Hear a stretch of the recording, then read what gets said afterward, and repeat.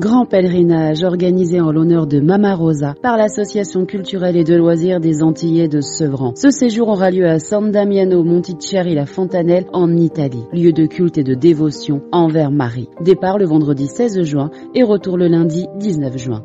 L'hôtel et les repas sont compris. Prix adhérent 250 €, non adhérent 290 € et enfants de moins de 12 ans 200 €. Infoline au 06 80 70 73 26 ou 06 76 73 83 85. Guadeloupe, actualité. Nous sommes en niveau de vigilance jaune pour fortes pluies et orages. Progressivement ce soir, le ciel va se charger et des averses parfois soutenues risquent de se produire sur le relief. La prudence est donc de mise en montagne, aux abords des cours d'eau et sur les routes. La société Caracoli Beach and Spa a été reconnue coupable par le tribunal de justice de Basse-Terre. En cause, des travaux non autorisés ayant provoqué la destruction d'un site de ponte de tortues marines. L'établissement a été condamné à verser une amende de 375 000 € et à retirer son établissement de la plage de Crantance dans un délai de 3 mois, sous peine de se voir infliger une astreinte journalière de 1 500 €. Et on part maintenant pour l'investiture de Louli Bonbon, nouveau maire de Terre-de-Haut. Élu le 14 mai dernier lors d'une élection anticipée, il prend la tête d'une nouvelle équipe municipale. Un suffrage et une victoire rendue possible par l'implosion de la majorité du maire sortant. Regardez. Mes impressions premières, c'est un sentiment de fierté. Fierté d'avoir réussi à changer cette gouvernance municipale qui n'avait que trop duré. En fait, la population de Terre-de-Haut a exprimé très clairement son mécontentement par rapport à la politique menée depuis 3 ans. Et en fait, pour ne rien vous cacher, j'avais pensé que jamais on aurait vécu ça à Terre-de-Haut. C'est une situation vraiment inédite. On était parti pour 6 ans et rien ne laissait présager, avec une belle victoire que M. Bouidé a eue en 2020, qu'on aurait eu à passer aux urnes 3 ans après. Il faut dire que c'est d'abord et avant tout le conseil municipal de Bouidé qui a implosé et le climat s'est vite détérioré. Et on a senti effectivement qu'il y avait un vrai malaise dans cette équipe. Et les démissions ont commencé à se succéder et nous avons compris que de toutes les manières, on allait droit vers de nouvelles élections. Et donc naturellement, nous avons, avec la population, avec notre majorité, avec notre groupe du comité de soutien, nous avons engagé un vrai travail au niveau de la population pour très rapidement leur proposer cette alternance qui aujourd'hui se concrétise. Effectivement, il était très important que, en tant que président du département, que je puisse être là. Mais il faut dire qu'au-delà de ce caractère officiel, Louli Bonbon, c'est un ami. Et j'ai une très forte joie d'avoir pu lui remettre l'écharpe ce matin et de pouvoir m'adresser à lui en tant que maire de Terre-de-Haut. Nous l'avons dit, nous signons des contrats pays avec tous les territoires. Et dès le mois de juin, ce que je souhaite, c'est que nous soyons des gens en mesure de le faire. Nous allons pouvoir agir sur le port, on va agir au niveau donc, du dispensaire, sur le réseau routier, au niveau culturel, puisque j'ai entendu le maire dire que bon, sur la maison bateau qui est un projet, on va pouvoir intervenir avec lui et faire en sorte qu'il puisse réaliser tellement de choses qu'on pensera qu'il y a 6 ans qu'il est là en 2026. Nous sommes à mi-mandat, 3 ans c'est court, c'est pourquoi nous avons cherché à faire en sorte que nos piliers qui reposaient, qui soutiennent notre programme d'action soient vraiment des piliers concrets. C'est vrai que ce n'est pas facile. Le temps des dossiers n'est pas forcément le temps des citoyens, mais nous allons essayer de s'attaquer à la base. Je l'ai dit, la réduction des déchets, la gestion rigoureuse aussi de la collecte. Il y a aussi le problème de l'assainissement, qui est un problème récurrent, qui n'a que trop duré à Terre-de-Haut. Et il faut aussi s'attaquer aux infrastructures qui sont aussi à l'abandon. Faire vivre le territoire de la Riviera du Levant, c'est l'objectif de l'Intercarl qui s'est déroulé ce week-end à Saint-François. La manifestation a réuni une dizaine d'associations de la communauté d'agglomération venues faire découvrir leur activité. Explication en images. On n'a jamais arrêté de penser on n'a jamais arrêté d'œuvrer à ce que ce soit les associations avant tout qui mettent de l'animation sur le territoire, qui font en sorte que les politiques publiques, culturelles, sportives à l'égard de la nature soient réalisées par les associations. Avant tout, c'est un certain nombre de bénévoles qui sont là et qui ne demandent qu'à œuvrer dès lors quelles sont ces associations accompagnées. Cette année-ci, nous avons la Riviera avec nous. Merci, ils nous ont donné de l'eau, ils nous ont accompagnés. On essaie de voir si ça ira un peu mieux plus tard. Et de notre association, nous présentons notre culture, notre patrimoine, nos passés. C'est la danse, nos expositions, les plats culinaires qu'on fait à chaque occasion, surtout en période touristique. Nous venons de quitter la fête de la dorade qui est un vif succès, la fête de la morue, la fête du crabe, c'est ça qui nous donne notre ressource associative. Nos activités vont tourner autour du corps et de la danse, puisque mettre en corps des jeunes, eh bien, c'est construire leur estime de soi et c'est construire leur identité. Donc, c'est des actions autour de créer des projets pour créer, on va dire, des chorégraphies pour parler avec son corps et pour, autour d'un propos, dénoncer ou présenter ou échanger. C'est des personnes qui sont là et qui ne demandent qu'à ça, qu'à avoir l'occasion de donner le maximum d'eux-mêmes pour animer la ville, animer le territoire. Le territoire sera animé, ne peut être animé que par les associations, d'où l'Intercarl et vive l'Intercarl. Nous recevons Madame Sini Vassin, 3e vice-présidente de la CARL, et Madame Béatrice Marie-Claire, responsable du service développement social à la CARL, pour parler de la caravane des droits. Bonsoir Madame Sini Vassin, bonsoir Madame Marie-Claire. Pouvez-vous nous parler de la caravane des droits? Alors, bonsoir à tous, bonsoir Canal 10, bonsoir à toute la population de la Riviera du Levant et aussi de la Guadeloupe. Alors, la caravane des droits, c'est une manifestation dédiée par la CARL, la communauté d'agglomération Riviera du Levant, dans le cadre de la journée nationale d'accès aux droits.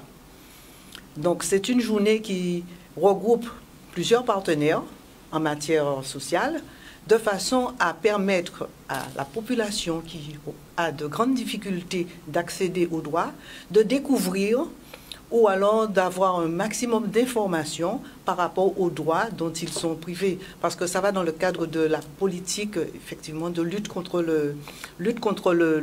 la précarité.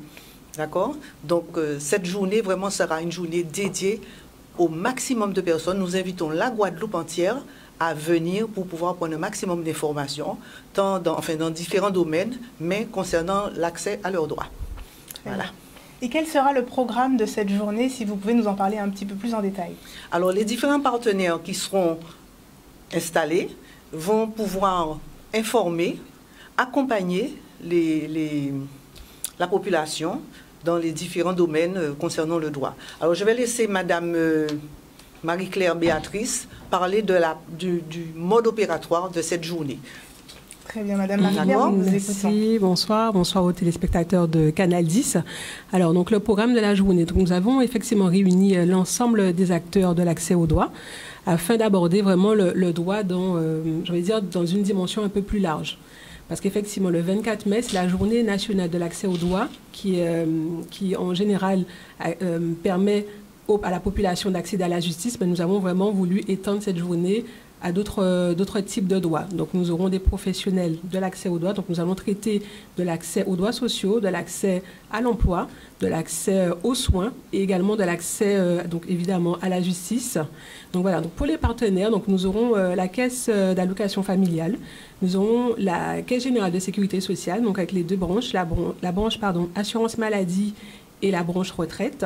Il y aura également le conseil départemental qui va traiter du volet insertion sociale et professionnelle et les dispositifs en matière d'action sociale. D'ailleurs, le conseil départemental a lancé son SPI, le service public de l'insertion et de l'emploi, qui permet un accompagnement global aux demandeurs d'emploi. Nous aurons également le Pôle emploi qui met en œuvre de nouvelles mesures pour accompagner les demandeurs d'emploi. La mission locale, qui accompagne les jeunes de 16 à 25 ans. Il y aura également la DGFiP, donc la Direction Générale des Finances Publiques. Hein. Donc, il y aura un référent pour les particuliers et un référent pour l'accompagnement à la création d'entreprise, donc pour toutes les personnes qui souhaitent se lancer. On sait qu'en général, quand on souhaite créer son entreprise, on se pose tout de suite la question, qu'est-ce qu'on va payer en termes de taxes? Donc, ça sera l'occasion de se renseigner là-dessus. On aura également, alors il y a plusieurs partenaires, donc je ne veux oublier aucun partenaire. Exactement, donc on a également le conseil régional avec le PAGE, le plan Action Jeunesse, hein, qui va traiter de l'accompagnement à la création d'entreprise également. Donc on aura d'autres associations telles que Guadave, c'est une association qui vient en aide aux victimes. On aura le CIDF qui accompagne les femmes, donc qui luttent contre les violences faites aux femmes. On aura l'association Flamango et l'association Amafi. Ce sont des associations de médiation qui aussi œuvrent auprès des familles, hein, qui accompagnent les familles. On aura le CCAS, le Centre communal d'action sociale du Gosier, avec ses partenaires, donc un médiateur, un conciliateur de justice. On aura donc un avocat également qui a été mis à disposition par le CDAD de la Guadeloupe, hein, avec qui on organise cette action. On aura également donc les bus. Donc la particularité de cette action, c'est la présence des dispositifs itinérants sur le territoire. Donc il faut savoir qu'il y a des structures qui ont mis en place en fait des bus, hein, donc je pourrais dire plutôt des camions, des fourgons aménagés et qui vont à la rencontre de la population afin de les accompagner. Donc ils œuvrent aussi en faveur de l'accès aux droits. Donc on aura l'UDAF, hein, l'Union départementale d'accompagnement pour les familles, qui accompagne les familles et qui a un objectif de soutien à la parentalité. Donc ils ont le bus de la parentalité qui sillonne le territoire. Donc c'est mis en place avec la CAF, en étroite collaboration avec la CAF. On aura également le Secours catholique qui a mis en place le Fraternibus, l'Aqua-Rouge également qui va proposer ces dispositifs, notamment le SAMU social, et la Mutualité française qui collabore avec plusieurs professionnels de santé et qui va nous proposer des dépistages santé, donc sur l'hypertension artérielle, également sur le diabète. Voilà, donc j'espère n'avoir oublié aucun partenaire. Ils sont très nombreux. Ah oui, ils sont très nombreux. On le note. C'est ça. Et le mot de la fin, pour Madame Sinivasan? Voilà. Le mot de la fin, nous attendons vraiment une bonne participation, puisque le besoin, il est là. Il est là, le besoin. Donc, nous sommes vraiment... nous avons vraiment mis en place le dispositif à l'attention de cette population et nous tenons vraiment à ce qu'ils viennent nombreux. Parce qu'il faut savoir que c'est une forte volonté de la CARL, puisque c'est l'un de nos objectifs, hein, le développement social, la lutte contre le non-droit. Donc il faut absolument que les gens viennent pour pouvoir vraiment avoir un maximum d'informations qui leur seront dédiées vraiment à cette occasion. Et en fait, ça va vraiment dans le droit fil de nos actions, puisque la Riviera du Levant, au service de la population, donc c'est vraiment ça, c'est ce que nous attendons et que c'est vraiment la volonté du président de pouvoir vraiment permettre à une grande part de la population d'accéder à leurs droits et vraiment de pouvoir lutter contre ce fléau qui est la précarité. Voilà, donc nous serons heureux de vous rencontrer tous mercredi 24 au Parc du Calvaire, au Gosier, dès 8h30. Dès 8h30 jusqu'à 13h30. Jusqu'à 13h30. Donc nous sommes là. La caravane de droit sera là. Voilà. Donc je vais juste préciser, c'est une action qui est ouverte à tous. Hein, pas uniquement, et gratuitement. Gratuitement. Hein, pas uniquement les personnes qui résident sur le territoire levantin, mais à toute la Guadeloupe. Toute la Guadeloupe. Voilà. Donc le rendez-vous est donné pour la caravane des droits. Ça se passera mercredi 24 mai prochain à partir de 8h30 et jusqu'à 13h30 sur le parc du Calvaire au Gosier. Et suite aux terribles inondations survenues lors du passage de Fiona, la municipalité de Goyave sensibilise sur l'importance d'être assuré tant sur le plan personnel que pour sa maison ou son automobile par exemple. Lors de catastrophes naturelles, seules les personnes assurées peuvent être indemnisées. Pour les autres, c'est une double peine, ce que la municipalité souhaite leur éviter pour l'avenir. Le reportage. On a invité toutes les assurances de Guadeloupe à venir rencontrer la population pour les informer et pour aussi les sensibiliser à l'importance d'être couvert en termes d'assurance. Pour son habitat, pour son véhicule, pour sa responsabilité civile, pour sa responsabilité professionnelle également, mais aussi la prévoyance santé et même au-delà, c'est un sujet d'actualité, on a parlé de prévoyance retraite également. Donc vraiment, compte tenu de ce que nous avons vécu, et particulièrement à Goyave pour Fiona, on a vu qu'il y avait trop de gens qui n'étaient pas assurés. À chaque fois, on dit l'État, l'État, l'État. Non, l'État, à un moment donné, ne donnera pas, parce que, je veux dire, le prix n'est pas sans fond. Aujourd'hui, il faut qu'on soit responsable, et la responsabilité passe par la couverture des biens et des personnes. Suite à Fiona, effectivement, il est essentiel d'être assuré à tous les niveaux, c'est-à-dire assurance personnelle, assurance également habitation, puisque la tempête, justement les l'intempérie Fiona a été très violent. Et il est aujourd'hui important de pouvoir avoir une assurance pour pouvoir être indemnisé. Alors moi j'étais assurée, mais étant originaire de Goyave, mais n'habitant pas, donc étant juste de passage. Mais mes parents, par contre, oui, eux ils sont assurés. Et bon, ils n'ont pas été impactés, mais on a eu d'autres personnes de voisinage qui, eux, ont été impactés. Certaines n'ont pas été assurées, donc je ne sais pas exactement où en sont leurs dossiers. Mais on sait que dans cette région, du côté de la ZAC, là où ils ont été beaucoup impactés, que certains n'étaient pas assurés. Donc forcément, ça pose problème pour les remboursements. Souvent, lorsqu'on entend qu'il y a une catastrophe naturelle, l'État déclenche la mesure catastrophe naturelle. Mais pour pouvoir bénéficier des aides, il faut déjà être assuré. Donc franchement, je dis que c'est très important. À la veille du début de la saison cyclonique, la ville de Goyave, avec le Centre communal d'action sociale, on a tenu à réaliser cette manifestation pour informer notre population et pour leur dire que Joumalais panique un bois. D'accord? Donc nous changer ça grand bonnet, on nous prend devant avant devant prendre nous. Et c'est ça qu'a dit la population là tout le temps et c'est ça nous qu'a fait à Goyave. Aujourd'hui, on est là pour pouvoir dire aux Goyaviens qu'on est là pour pouvoir les assurer également. Donc en termes d'assurance des biens, donc tout ce qui est assurance maison, assurance auto, mais pas que, parce qu'il est important aussi d'assurer aussi sa personne, hein, donc sa personne, ses proches, sa famille. Ça peut aller de la mutuelle santé jusqu'à l'assurance obsèques également. Ça n'a pas coûter des fois tellement cher. Ce sont des choses qui sont à des prix abordables et c'est le moment de discuter avec les assurances. Comme on discute dans une négociation, c'est le moment de le faire parce qu'il faut que tous les Guadeloupéens soient couverts. Je serai satisfait lorsque 100% de mes administrés et 100% des administrés en Guadeloupe seront couverts par une police d'assurance, quel que soit le type. Organisation, minutie et audace, c'est sur ces 3 notes que s'est déroulée aujourd'hui la présélection du concours Handichef à l'Institut médico-éducatif L'Ancre. Des jeunes en situation de handicap ont enfilé leur blouse de pâtissier pour réaliser les meilleurs desserts face à un jury impressionné par leur performance. L'occasion de faire émerger des passions et de susciter de futures vocations. Un reportage de Loane Duhamel. Aujourd'hui, vous êtes à l'IME L'Ancre. Une structure régie par l'association AEA. Et aujourd'hui, nous sommes là pour la présélection du concours Handichef. Donc alors, en liste, nous avons 5 IME. Ce matin, nous avons 3 structures, 3 établissements qui sont en train de pâtisser. Et cet après-midi, les 2 autres établissements restants. Donc à la suite de cette journée, il y aura la délibération du jury et on saura à ce moment quel candidat sera présent le jeudi 25 pour la finale.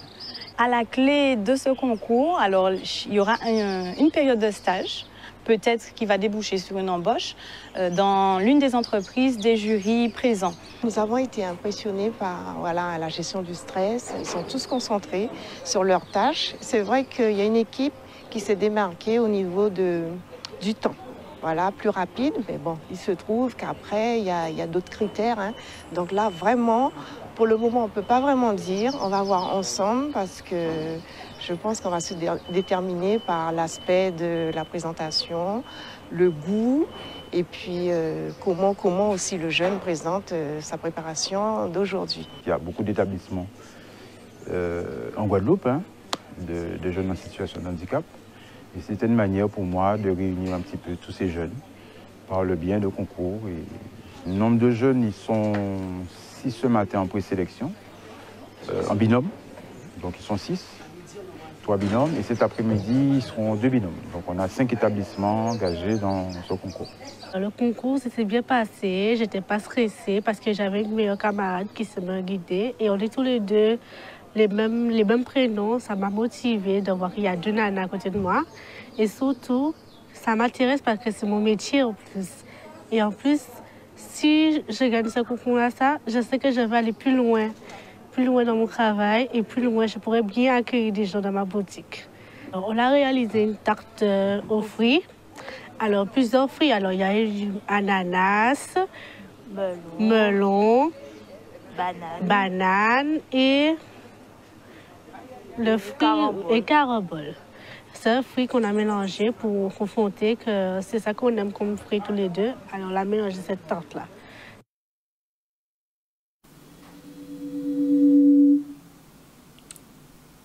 Oui, on a faim. Et on se rend maintenant sur le grand marché aux plantes du Nord-Bastère. À l'instar de la ville de Petit-Bourg, la communauté d'agglomération impulse une politique de fleurissement partout et en tout lieu. Et cela commence par des événements dédiés à ce riche patrimoine naturel où pépiniéristes et autres amoureux des plantes se rencontrent. Le reste en images. Aujourd'hui, c'est un marché aux fleurs organisé en partenariat avec la ville et la CNBT. Il y a des gens qui sont venus de tous bords pour pouvoir assister à ce grand rassemblement de fleurs. Il y a à peu près une quarantaine d'exposants qui viennent de toute la Guadeloupe. Nous avons Goubert, Saint-François, Baillif, Sainte-Rose, Petit-Bourg. Donc c'est très très bien de voir que les pépiniéristes s'intéressent à ce type de manifestation. Et surtout, il faut absolument promouvoir la filière horticole et environnementale. Donc on a les orchidées qui attirent, parce que c'est un peu mystique. Et puis après, les questions-réponses. Donc les gens posent des questions, ils cherchent des réponses. Donc du moment qu'on répond à leurs questions, donc, du coup, elles achètent plus facilement parce qu'ils ont trouvé la réponse. Donc du coup, voilà. Donc il y a cette relation client qui fait que les gens trouvent satisfaction en fait. C'est vrai qu'il faut savoir qu'en Guadeloupe, nous avons beaucoup de plantes médicinales, mais également nos fruits sont aussi efficaces pour la santé. Donc c'est quand même important pour nous d'être présente, en tout cas pour la CNBT, d'être présente à cette manifestation. Monsieur l'ex-maire a toujours souhaité que la ville de Petit-Bourg se transforme en jardin d'Éden. Eh bien, aujourd'hui, je peux vous assurer, c'est vraiment un jardin d'Éden. Il y a des plantes de partout et les administrés sont très heureux. Et je vois qu'il y a même des hommes, en général, c'est plutôt les femmes qui s'occupent de tout ce qui est jardin, tout ce qui est fleurissement. Mais aujourd'hui, nous pouvons dire que les hommes ont accompagné les femmes pour pouvoir faire des achats et rendre la maison beaucoup plus belle et plus verdoyante. Partons maintenant du côté de Petit-Bourg où s'est déroulé samedi 20 mai le tournoi interrégional de taekwondo. Les licenciés des Antilles-Guyane se sont affrontés et les finalistes guadeloupéens n'ont pas démérité. Prochaine étape, le championnat de la Caraïbe. On fait le point avec Olivier Moradel. Un très beau championnat, de plus qu'on a commencé ce championnat depuis la catégorie Benjamin, donc ça veut dire qu'avec les gamins de 9 ans, en général les championnats Antilles-Guyane, on commence à partir de 11 ans, donc ça nous a permis justement de repérer une nouvelle génération qui nous a fait le spectacle. Déjà ça représente une grande récompense déjà parce qu'on s'est préparé, on s'est beaucoup préparé pour ce championnat. Et l'objectif c'était de gagner aujourd'hui et du coup voilà. Les prochaines compétitions, j'espère que je serai sélectionné pour l'équipe Guadeloupe pour partir à l'international avec eux et essayer de faire du résultat à l'extérieur. La suite bien évidemment c'est retrouver la salle d'entraînement pour pouvoir se préparer aux prochaines échéances internationales, notamment les championnats de la Caraïbe qui auront lieu à Trinidad. Donc à l'issue de ces championnats Antilles-Guyane, cela a permis à la commission technique de repérer les athlètes qui sont capables de représenter la Guadeloupe à son plus haut niveau. Donc on a eu des surprises puisque 2 équipes de Guadeloupe ont été présentes à cette compétition, l'équipe A et l'équipe B.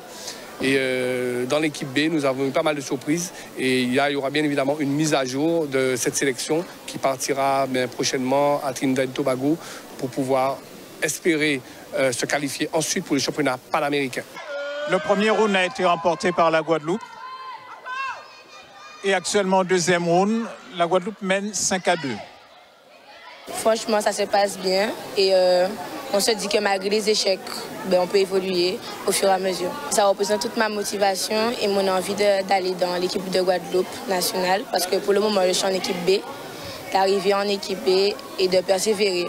Les derniers championnats panaméricains avant le Covid, nous avons remporté 2 médailles de bronze. Donc les championnats panaméricains qui regroupent tout le continent américain, ce n'est parce que les gens ont tendance à confondre championnat américain, championnat panaméricain et US Open. Non, les championnats panaméricains, c'est tout le continent américain. Et 2 médailles de bronze sur la Guadeloupe, c'était pas négligeable. On essaie de faire mieux la prochaine fois. Outremernews.fr, le site de l'actualité Outre-mer, 24 heures sur 24 et 7 jours sur 7. Retrouvez la chaîne Outremer News sur YouTube.